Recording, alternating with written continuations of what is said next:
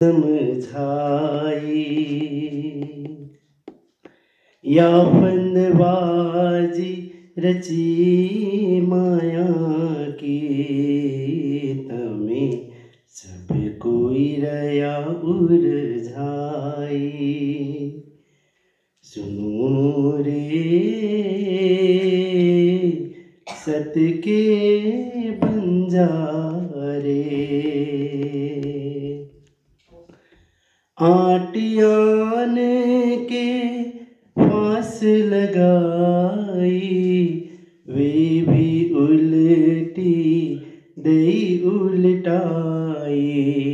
बंद पर बंद दी ये बिद बिद के, बंद पर बंद दी ये बिद बिद के, सो खुल की न हुन जाई। एक बात कहूँ समझाई, सुनो रे सत के बंजारे। 14 भवन लग ये ही अंधेरी, झूठ को खेल झूठाई। प्रगट नास व्यास पुकारे, प्रगट नास व्यास पुकारे, सुख दिव साख पुराई। एक बात कहूँ समझाई, सुनो रे सत के बंजारे। लोक लाज मर ज्यादा छोड़ी, तप ज्ञान की पदवी पाई। एक आग जो छोटी बुझाई, एक आग जो छोटी बुझाई, दूजी मोटी लगाई। एक बात कहूँ समझाई, सुनो रे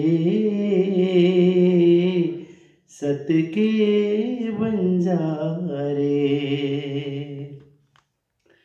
कोट सेवक करो नाम निकालो, इष्ट चलाओ बढ़ाई। सेवा कराओ सत गुरु कहलाओ, सेवा कराओ सत गुरु कहलाओ, पर अलख न देव लखाई। एक बात कहूँ समझाई, सुनो रे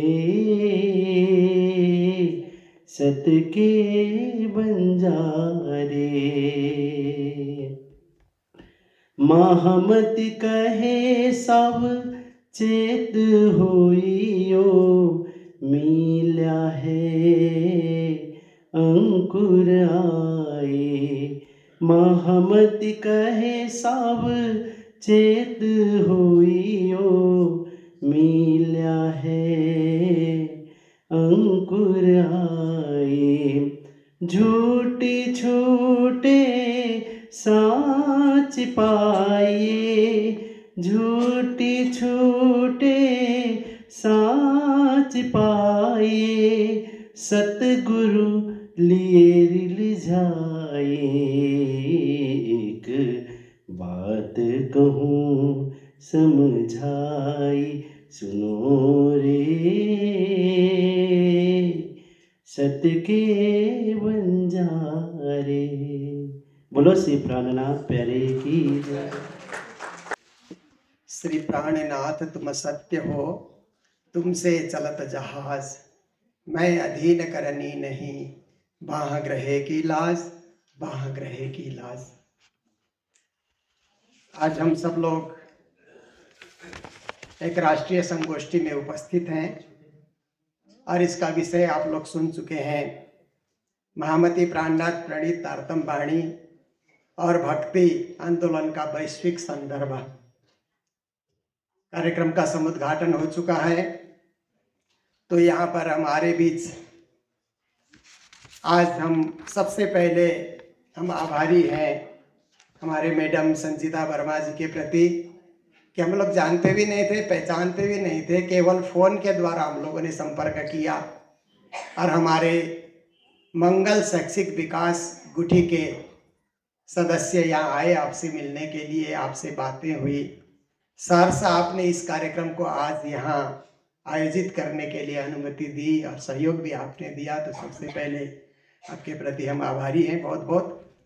और हमारे आज के प्रमुख अतिथि जी हैं, आज ही नहीं एक कार्यक्रम में हम लोग पहले भी मुख्य अतिथि के रूप में आपको आमंत्रित कर चुके हैं, प्राडा कुल प्रसाद कोइराला जी जो नेपाल संस्कृत विश्वविद्यालय के पूर्व कुलपति भी हैं।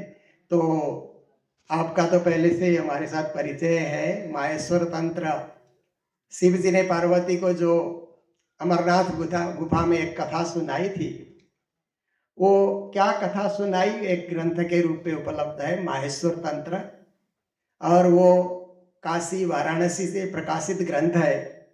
तो उसका हिंदी अनुवाद हो चुका था, मैंने सोचा उसका नेपाली अनुवाद भी हो जाए। तो बहुत सारे हमारे शिव भक्त जितने भी नेपाली श्रद्धालु हैं, भक्तजन हैं, उनको भी शिव पार्वती संवाद की अमर कथा सुनने का सुयोग मिलेगा। तो आपके ही द्वारा उसका विमोचन हुआ था, पशुपतिनाथ क्षेत्र में हम लोगों ने एक कार्यक्रम किया था 2 साल पूर्व।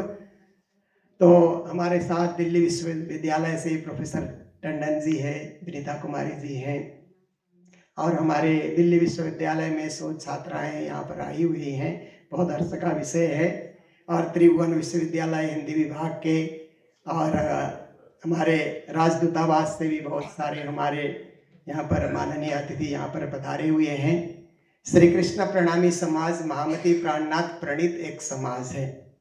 प्राणनाथ जी लगभग 1675 में उनका आविर्भाव हुआ था गुजरात में, जामनगर में। उनके गुरु का नाम देवचंद्र जी महाराज था।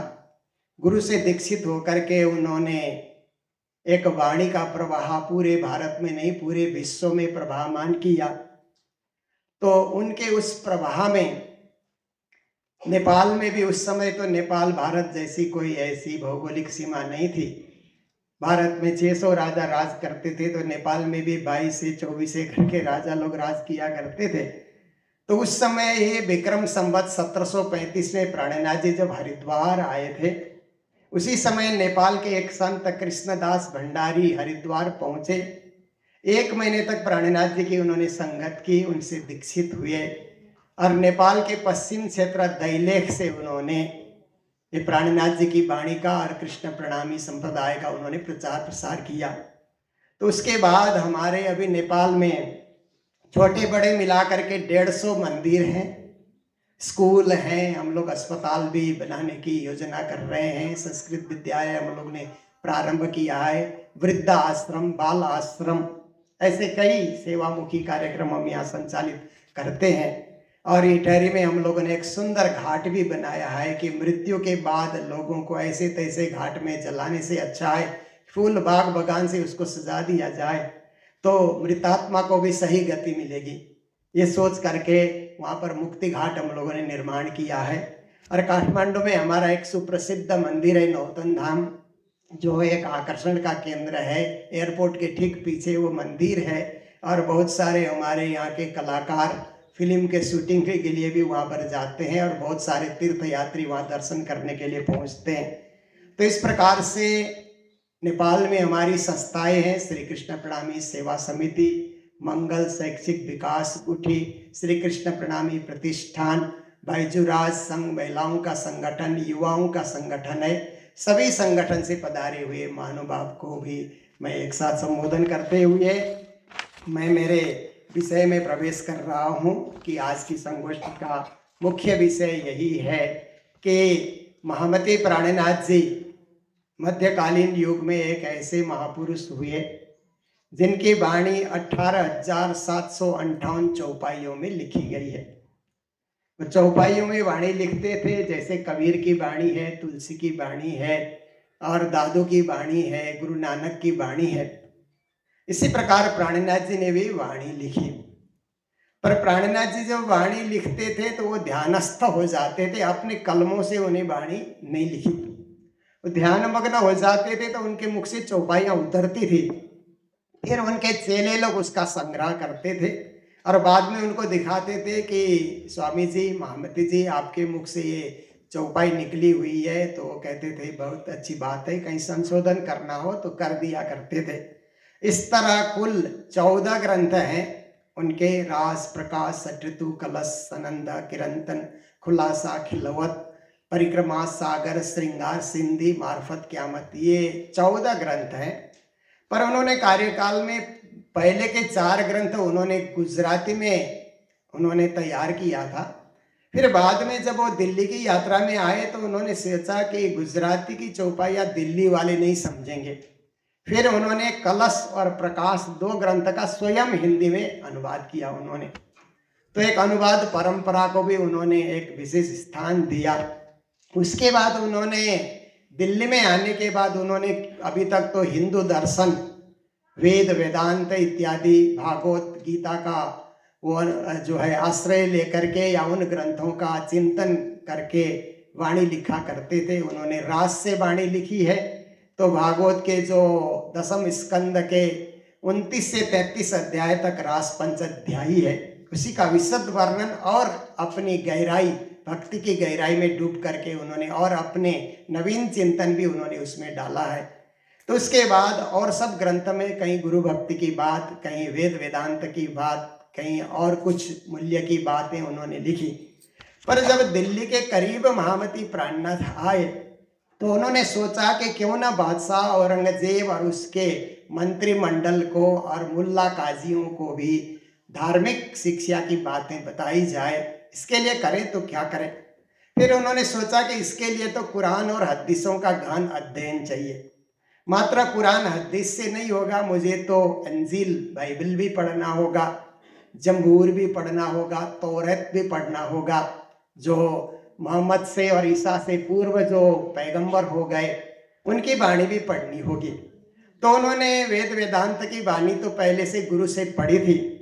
फिर उन्होंने जब मेरता आए राजस्थान, तब से उन्होंने फिर ये दाऊद की वाणी, मूसा की, मोजेस की वाणी, फिर ईसा की वाणी और मोहम्मद की वाणी, ये सारी वाणी भी उन्होंने पढ़ी। उनके ग्रंथों को भी उन्होंने देखा, पढ़ा। फिर इसके बाद एक समन्वयात्मक चिंतन लिखना उन्होंने प्रारंभ किया। समन्वयात्मक विचारधारा को लेकर के उन्होंने जो वाणी लिखी है, उन वाणी ग्रंथ का नाम है सनंदा, खुलासा, मार्फत और कयामतनामा। तो कयामतनामा का 2 खंड उन्होंने किया, बड़ा कयामतनामा और छोटा कयामतनामा करके। तो इस प्रकार से कुल 17 ग्रंथों का उन्होंने प्रणयन किया अपने जीवन काल में। और 36 साल तक, जीवन काल के 36 साल तक वो वाणी का प्रणयन करते रहे, अपने शिष्यों से लिखवाते रहे और उसका प्रचार प्रसार करते रहे।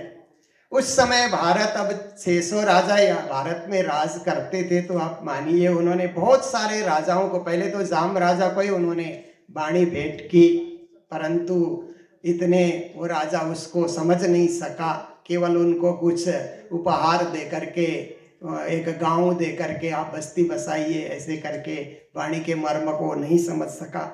फिर गुजरात के बहुत सारे राजाओं को उन्होंने संबोधित किया। फिर जब मेरता आए, राजस्थान की भूमि में आए, तब उन्होंने वहाँ के राजाओं को भी समझाना चाहा। जसवंत सिंह थे उस समय, वो उनको भी समझाना चाहा। फिर इधर मध्य प्रदेश के तरफ आए तो रामनगर के राजा को समझाया। औरंगाबाद महाराष्ट्र गए तो महाराष्ट्र में भाव सिंह हाड़ा को भी उन्होंने समझाया। कुछ राजा समझे, कुछ नहीं समझे। प्राणनाथ जी महाराज चाहते थे कि देश में जो मुगल लोग शासन कर रहे हैं, इसके चलते क्या है कि धार्मिक उन्माद यहाँ पर मचा हुआ है। इसीलिए धर्म का एक समन्वय हो जाए या सर्वधर्म समभाव ये विकसित हो जाए, तो आपस में धर्म के नाम पर द्वंद्व नहीं होगा, लोग आपस में लड़ेंगे नहीं। ये सोच महामती प्राणनाथ जी ने जब अपने जीवन में, अपने मन मस्तिष्क में उन्होंने धारण किया, तो उन्होंने औरंगजेब को भी बहुत सारी वाणियां लिख लिख करके भेजी कि देखो, कुरान में जो कुछ आपने 14 तबक की बात की है, इधर हमारे हिंदू धर्म ग्रंथ में 14 लोक की बात भी है। आप 4 आसमान की बातें करते हैं, तो 4 आकाश की बातें तो घटाकाश मठाकाश करके हमारे हिंदू धर्म ग्रंथों में भी लिखी गई है। आप जहाँ हुद तूफान और नूह तूफान की बातें करते हैं, तो हमारे श्री कृष्ण लीला के अंतर्गत गोवर्धन धारण और रास लीला की बातें भी आती है। तो इस तरह से जब देखा जाए तो सब धर्मों में बात वही है, केवल भाषाएं भिन्न है, बताने का रंग ढंग भिन्न है, परंतु मुख्य उद्देश्य एक ही है, सब धर्मों में एक ही बात है। ऐसे प्राणनाथ जी महाराज ने औरंगजेब को बार बार चिट्ठियां लिख करके अपने 12 शिष्यों को भी उन्होंने तैयार किया, जाकर के बादशाह से अपनी बात कहो। पर उस समय बादशाह धर्मांध था, शरीयत को ही सब कुछ समझता था, प्राणनाथ जी की बातों को वो ग्रहण नहीं कर सका। फिर प्राणनाथ जी ने सब जगह भ्रमण करते हुए अंत में उन्होंने सोचा कि ये बुंदेलखंड का जो शासक है छत्रसाल, ये काफी धार्मिक विचारों से ओतप्रोत है, क्यों न इस शासक को जगा दिया जाए। तो उन्होंने छत्रसाल के रियासत बुंदेलखंड में प्रवेश करके, क्योंकि जामनगर से पैदल चलते हुए प्राणनाथ जी अपने जीवन काल में 20,000 किलोमीटर तो भारत भूमि की यात्राएं करते हैं, और 8,000 किलोमीटर की उन्होंने समुद्री यात्रा भी की। पालदार जहाज में बैठ करके वो बसरा भी गए, बगदाद भी गए, मस्कत भी गए, ओमान भी गए, और इधर वो अब्बास बंदरगाह जो इराक और ईरान में आता है वहाँ भी प्राणनाथ जी गए। सब जगह जाकर के उन्होंने धार्मिक एकता की बातें भी सब लोगों को बताई, पर उस समय कितने लोग ग्रहण कर पाए, नहीं कर पाए। अंत में उन्होंने सोचा कि राजा छत्रसाल को अगर ये बात बता दी जाए तो शासक है, इस वो अच्छी तरह समझ जाएगा। उन्होंने छत्रसाल के राज्य में आकर के छत्रसाल को सारी बातें बताई, अपने शिष्य मंडली को भी साथ लेकर के आए थे। छत्रसाल जी समझ गए, उन्होंने उनसे दीक्षा मंत्र प्राप्त करके कहा कि आप पैदल भ्रमण करते हुए कहाँ कहाँ जाएंगे, यहीं इस क्षेत्र को ही केंद्र बना करके आप सर्वत्र प्रचार कीजिए, मैं पूरा आपके साथ सहयोग में रहूंगा।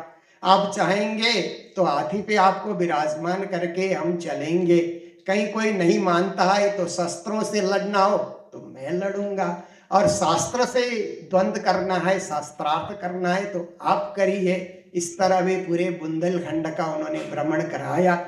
और श्री प्राणनाथ जी महाराज का आशीर्वाद था कि छत्रसाल मात्र एक जागीरदार थे, पर प्राणनाथ जी की कृपा होने से इत जमुना उत नर्मदा इत चंबल उत टौस, छत्रसाल सो लरन को रही न काहू होश। ये 4 नदी के मध्य के भूभाग को बुंदेलखंड के रूप में उन्होंने सुसज्जित किया, और संस्कृति धर्म परंपराओं की उन्होंने रक्षा की। तो ऐसे महामती प्राणनाथ जी पन्ना में रह करके अपनी वाणी का अधिकांश भाग पन्ना में ही उतरता रहा, और सबको उन्होंने अपने शिष्यों को कहा कि लिखो। तो उस समय स्याही की व्यवस्था करना, कलम की व्यवस्था करना, कागज की व्यवस्था करना, ये सब प्राणनाथ जी ने कहा कहाँ कहाँ से लाओगे, करोगे, यही 36 कारखाने शुरू करो। राजा छत्रसाल को कहा कि मेरे साथ जो शिष्य मंडली है उनको अलग अलग कारखाने शुरू कर दो, कोई कागज बनाएंगे, कोई स्याही बनाएंगे, कोई लिखा करेंगे, कोई भोजन की सेवा में रहेंगे, कोई अस्त्र इत्यादि तैयार करेंगे, कोई वस्त्र तैयार करेंगे। बहुमुखी एक शिक्षालय के रूप में पन्ना में उन्होंने 36 कारखाने भी व्यवस्थित कराए। तो इस प्रकार से उनके मुख से जो वाणी उतरी, उनका संकलन हुआ। तो प्राणनाथ जी तो विक्रम संवत के हिसाब से 1751 में धाम पधारे। ईस्वी संवत से 1618 से 1694 उनका कार्यकाल रहा, जीवन काल रहा। तो उन्होंने जाते जाते यही कहा कि मेरे बाद किसी मूर्ति की स्थापना न करो, आप लोग इसी वाणी को एक वांग्मय मूर्ति समझ करके पूजा किया करो। और इस वाणी का खूब प्रचार करो आप लोग, क्योंकि पूरे विश्व में इस वाणी की जरूरत है। क्योंकि विश्व भर में धर्म के नाम से जो विभेद हो रहा है उसको एक करने के लिए ये वाणी जरूर कुछ न कुछ एक सुंदर रीत से कार्य कर सकती है। इसलिए इस वाणी का प्रचार खूब करो। पर बाद में क्या हुआ कि प्राणनाथ जी के धाम पधारने के बाद उनके शिष्यों ने उस वाणी को, ये तो हमारी गुरु वाणी है, ये तो पूजा की चीज है, ऐसा करके उसकी आरती उतारना और पूजा में रखना शुरू किया। पूजा में रखना शुरू किया तो 1 रुमाल 2 रुमाल 3 रुमाल करके लपेटते चले गए और श्रद्धालु लोग रुमाल चढ़ाते चले गए। तो लगभग 270 साल तक रुमाल में ही वो वाणी लिपटी रही। ऐसे तो लिपिकारों ने देख देख करके 270 साल तक प्राणनाथ जी के बाद प्रतिलिपियां उतारते रहे। हस्तलिखित प्रतियां हमारे समाज में लगभग 300 प्राणनाथ जी की वाणी की हस्तलिखित प्रतियां आज भी मंदिरों में उपलब्ध है। पर उसमें साहित्य भी है, दर्शन भी है, समाज शास्त्र भी है, इतिहास भी है।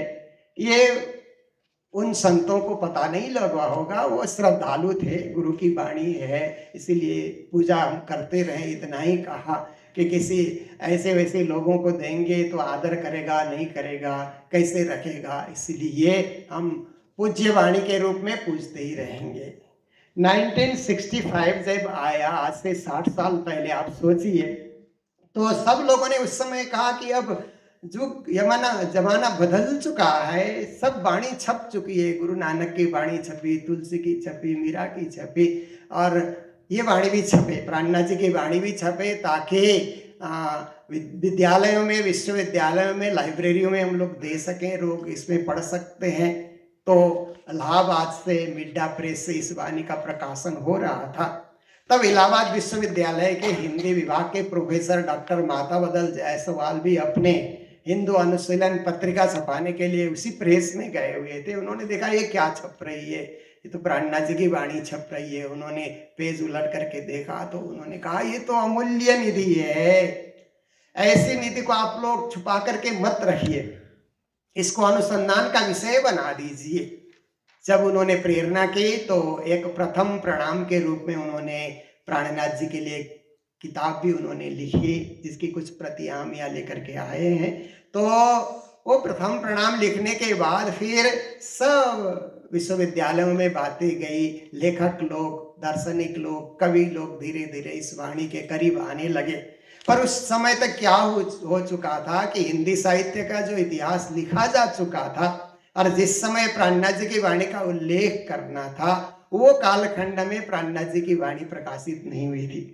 इसलिए बहुत से इतिहासकार इसका उल्लेख करने में चूक भी गए हैं, और कुछ इतिहासकारों ने लिखा भी है तो आधे अधूरे रूप में उन्होंने लिखा है, पूरे उस वाणी का परिचय उन्होंने नहीं लिखा। पर जो भी है, अब लगभग 60 साल से हम लोग, श्रीमती बिमला मेहता जी थी जिन्होंने प्राणनाथ मिशन का ये स्थापना उन्होंने की। स्थापना करने के बाद फिर भी मैं भी उसी मिशन से जुड़ गया अपने विद्यार्थी जीवन से ही। तो उस मिशन के द्वारा हम लोग भिन्न भिन्न विश्वविद्यालयों में संगोष्ठियां रखते हैं महामती प्राणनाथ जी के नाम से। 11 साल पहले इसी विश्वविद्यालय में हम लोगों ने रखा था, पर हिंदी विभाग तक हम लोग उस समय जा नहीं सके। हम लोग दर्शन विभाग और अन्य विभागों को लेकर के हमने कार्य किया। इस बार हम लोगों ने सोचा कि हिंदी विभाग के साथ हम काम करें, क्योंकि उनकी पूरी वाणी हिंदी में है। तो यहाँ भी हिंदी के बहुत सारे पीएचडी करने वाले विद्यार्थी कभी कभी सब्जेक्ट ढूंढते रहते हैं कि कोई विषय हमको मिले जिस पे आज तक किसी ने अनुसंधान नहीं किया हो। तो ऐसे विद्यार्थियों को एक नया सब्जेक्ट भी मिल सकता है, और उनके लिए हम लोग बहुत सारी सामग्री साहित्य उपलब्ध कराने के लिए भी तत्पर हैं। क्योंकि मात्र प्राणनाथ जी की वाणी नहीं, उनके चेले ने भी 17,000 नौरंग थे, मुकुंदास जी नौरंग के नाम से वाणी लिखते थे। 17,000 चौपाई की उनकी भी वाणी, 300 साल पुरानी वाणी भी मिलती है। फिर प्राणनाथ जी महाराज के जो जीवनी लिखने वाले आए, भीतक के नाम में उन्होंने जीवनी लिखी। तो एक लालदास जी थे, उन्होंने जीवनी लिखी। फिर ब्रजभूषण करके छत्रसाल के दरबारी कवि थे, उन्होंने उनके वृत्तांत मुक्तावली जीवनी लिखे। उसके बाद छत्रसाल जी के लड़के थे हृदय शाह, उनके दरबारी कवि थे बख्शी हंसराज, उन्होंने मिराज चरित्र करके जीवनी लिखी। फिर दो थे तो पुरुष, परमहंस पुरुष थे पर सखी भाव से रहते थे, तो उन्होंने भी जीवनी लिखी। करुणा सखी करके उन्होंने जीवनी लिखी, और प्रेम सखी करके, स्नेह सखी करके उन्होंने जीवनी लिखी। तो इस तरह से बहुत सारी जीवनियाँ हैं जिसमें हिंदी साहित्य का इतिहास भी है और धर्म का इतिहास भी है, भारत का इतिहास भी है, तो सब कुछ है उसमें। इसीलिए उसमें रिसर्च हो, ज़्यादा से ज़्यादा विद्यार्थी जुड़े, हमारा यही उद्देश्य है।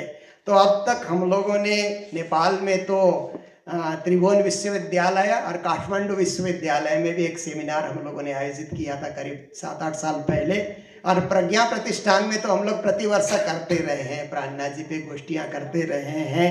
तो हम लोगों ने दिल्ली विश्वविद्यालय में हमारे प्रोफेसर टंडन जी बैठे हुए हैं, इनकी अध्यक्षता में भी हम लोगों ने विश्वविद्यालय के हिंदी विभाग में ही हम लोगों ने संगोष्ठियाँ वहाँ पर की है। अभी इनके अंडर में 2 छात्राएं पीएचडी कर रही हैं प्राणनाथ जी की वाणी को लेकर के, और साथ में हमारा मैडम विनीता जी यहाँ पर बैठी हुई है, उनके अंडर में भी एक विद्यार्थी शोध कर रहे हैं, चल रहा है। दिल्ली विश्वविद्यालय में तो हम लोगों ने प्राणनाथ जी की हस्तलिखित प्रति भी हम लोगों ने भेंट की, वहाँ पर एक वृक्षारोपण का कार्यक्रम भी हुआ।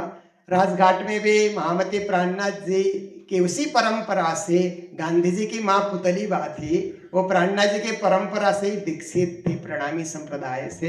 इसलिए महात्मा गांधी के विचार और प्राणनाथ जी के विचार भी, प्राणनाथ जी के विचार से गांधी जी प्रभावित है, ये भी कहीं ना कहीं झलकता है। इसलिए उस पर भी हम लोगों ने, राजघाट में भी हम लोगों ने सेमिनार किया, और उसके बाद हम लोगों ने इलाहाबाद विश्वविद्यालय में, वाराणसी में हम लोगों ने, काशी हिंदू विश्वविद्यालय में हम लोगों ने किया, छतरपुर में हम लोगों ने किया है, महाराजा छत्रसाल के नाम से बुंदेलखंड विश्वविद्यालय में, सागर में, रोहतक में भिवानी विश्वविद्यालय को लेकर के, और हम लोगों ने फिर कुरुक्षेत्र, चंडीगढ़ आदि विश्वविद्यालय को लेकर के हम लोगों ने जगह जगह संगोष्ठियों का आयोजन किया। और बहुत सारे लेखक, बहुत सारे जो अनुसंधानकर्ता हैं अब जुड़ चुके हैं, दिल से जुड़ रहे हैं, और इस नए अध्याय को, इस छुपे हुए अध्याय को फिर से उजागर करने के लिए सब तत्परता दिखा रहे हैं। तो हमें बहुत ही हर्ष का अनुभव हो रहा है। मैं ज़्यादा समय नहीं लेना चाहूँगा, क्योंकि हमारे विशिष्ट महानुभाव जो वक्ता के रूप में यहाँ पर पधारे हुए हैं, उनको हमें ज़्यादा सुनना है। तो हमारी हार्दिक इच्छा यही है कि त्रिभुवन विश्वविद्यालय केंद्रीय हिंदी विभाग के द्वारा भी कुछ विद्यार्थियों को महामती प्राणनाथ जी के इस वाणी पे या उनके दर्शन पे रिसर्च कराया जाएगा, तो हम लोग उनको पूरे सहयोग करने के लिए रहेंगे प्राणनाथ मिशन की ओर से, और मंगल शैक्षिक विकास गुठी की ओर से हमारे प्रणामी प्राणनाथ जी के द्वारा संस्थापित जो प्रणामी संप्रदाय है, संप्रदाय की ओर से जो भी हो सकेगा हम लोग जरूर सहयोग करेंगे। तो इन्हीं शब्दों के साथ जो एक प्रस्तावना मेरे को यहाँ पर आप सबके समक्ष रखना था, मैं इतना ही रखते हुए यहाँ से आप सबसे विदा लेना चाहता हूँ। सभी को प्रणाम, सभी को धन्यवाद।